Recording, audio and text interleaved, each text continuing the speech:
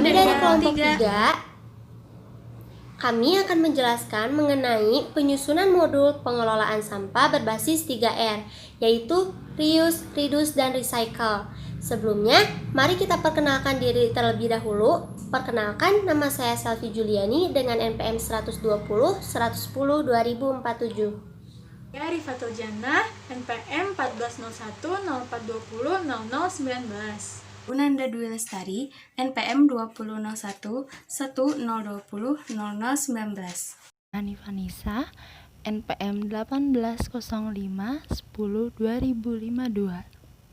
Perkenalkan, nama aku Ila Rosyida, NPM aku 1406102000038. Putri Widistianti, NPM 23011022060.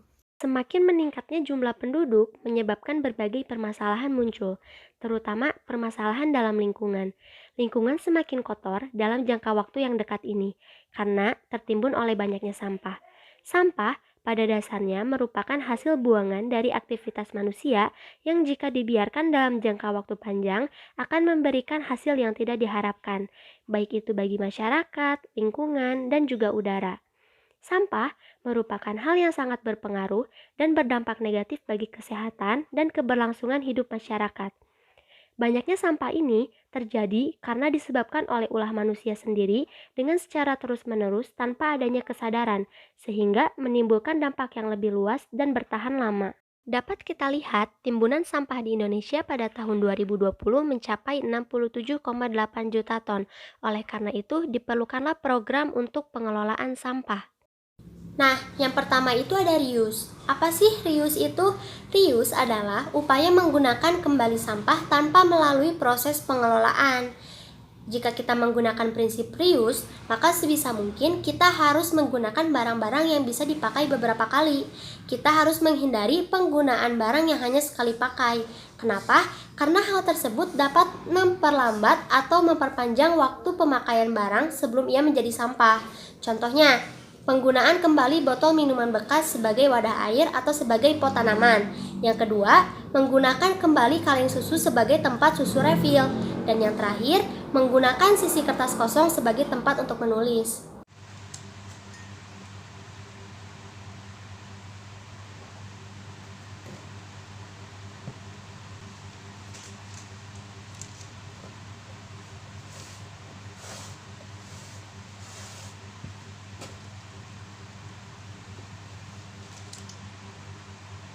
Nah, teman-teman, jadi salah satu contoh dari reduce yaitu seperti tadi, mengurangi penggunaan tisu dan kita bisa menggantikannya dengan sapu tangan atau kain lap.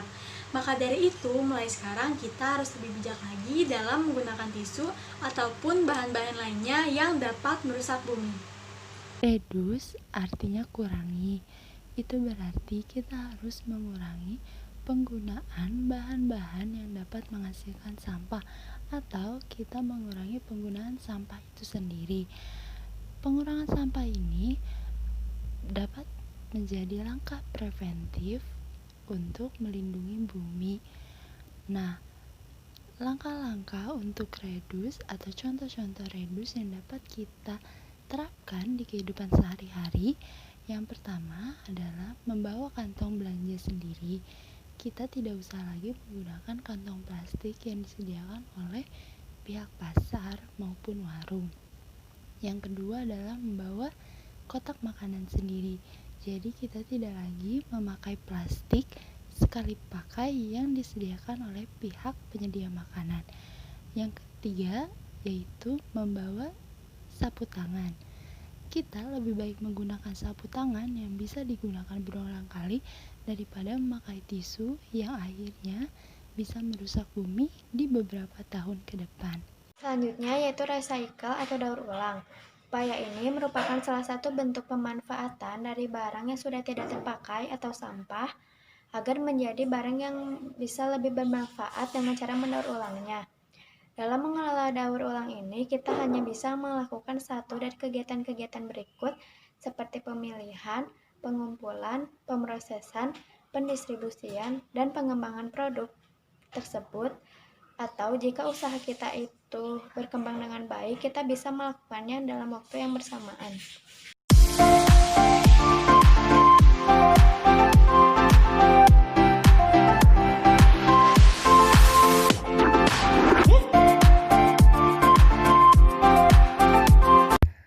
Barang-barang yang tidak terpakai tadi bisa kita daur ulang menjadi celengan dan tempat pensil dari botol bekas. Selain bernilai guna, daur ulang juga bisa mengurangi sampah loh.